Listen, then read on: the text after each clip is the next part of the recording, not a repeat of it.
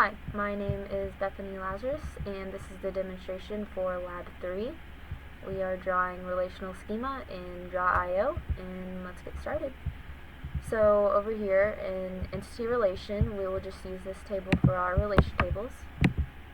And we're going to name this first one region. And the primary key on that is region ID. And the attribute to go along with that is region name. And we're just going to go ahead and duplicate this table, put it down here. We won't need these rows though, since these are the only attributes to go in there. There we go. Alright. And then this next one is going to be named store. Primary key for that is store ID. Attribute for that is store zip. And then this will be a foreign key for region ID. And we'll go back and draw the arrows later. We will go ahead and duplicate this, put it over here. We'll skip these down a little bit.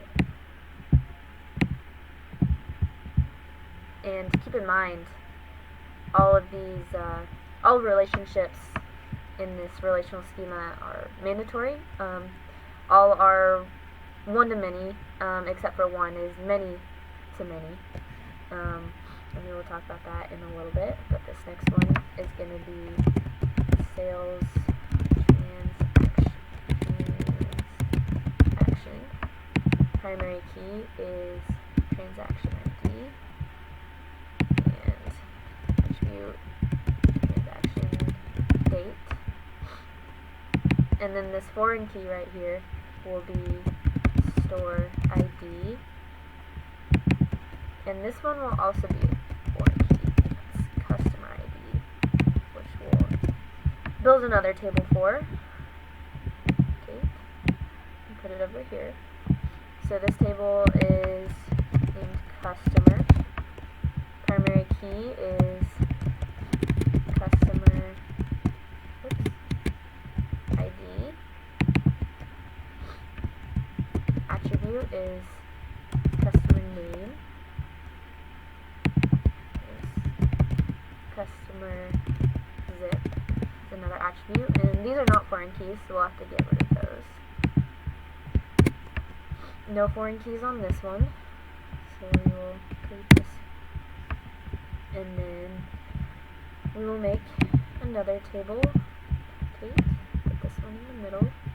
And this one is our relationship entity. So this is a little different table, but this one does not have a primary key. So we will get rid of, let's see, that right there. And we'll go. This one is quantity. This one is transaction ID, and this one will actually have to be, okay. As I was saying, this transaction ID is a foreign key, so we're going to go ahead and highlight, or bold and not italicize, underline. There we go. And then we are going to add another one. We're going to say duplicate. Oh, that was the whole table. We'll just put that up there. We just want this row. Going to say duplicate. And this foreign key is product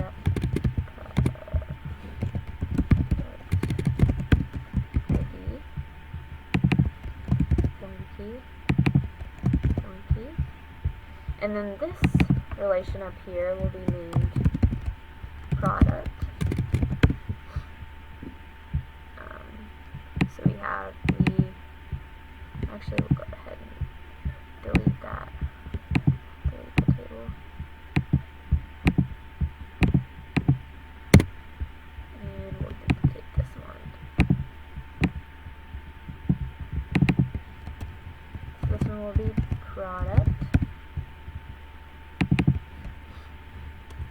primary key on this will be product ID, which is the foreign key over here.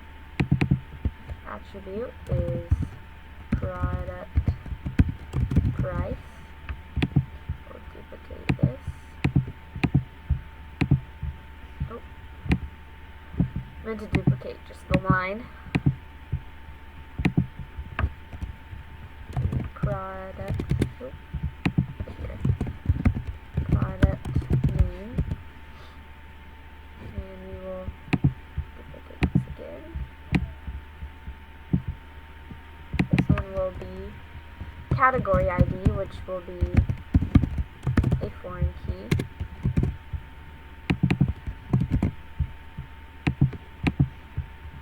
Okay.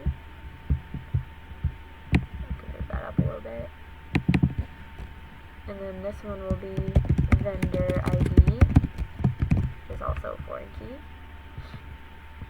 And then over here on another table, this will be named vendor. Primary key is vendor ID. Attribute is vendor name. So we'll go ahead and duplicate this, put it over here. And then this one will be named category. Primary key is category ID. Attribute is category name. And I think those are all the tables. 1, 2, 3, 4, 5, 6, 7, 8. Yeah, so we have all the tables here. And I'll go ahead and zoom out a little bit. So we have all the tables. So as we will go ahead and draw the arrows. So as you can see, mandatory participation is required. Therefore, the region ID over here is required in the store relation. So that's why we have that over here. So drawing from region ID, we're going to draw an arrow right there. And then same concept for the store ID foreign key. It is mandatory and has a many relationship. Therefore, there's an arrow drawn from the sales transaction relation to the store relation. So we're just going to go from customer ID to, oh, sorry, that's actually the wrong one. Store ID right there.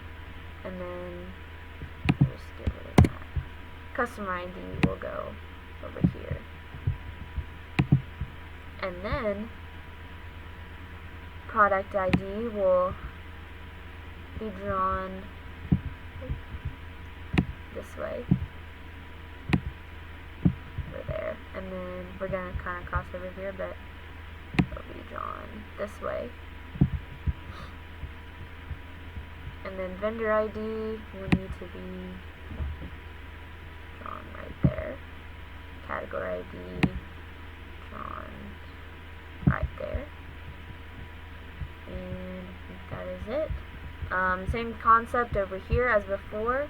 The product relation is on the many side with both the vendor and category entities. Therefore, foreign keys and arrows are drawn away, so towards here. And that just depends on the relationship based on the ER diagram. And for the middle relation, name includes, we have to add this relation because it is in between the many-to-many relationships and their foreign keys. So that is basically it. I'll zoom out a little bit, and that is the finished product. Thank you very much.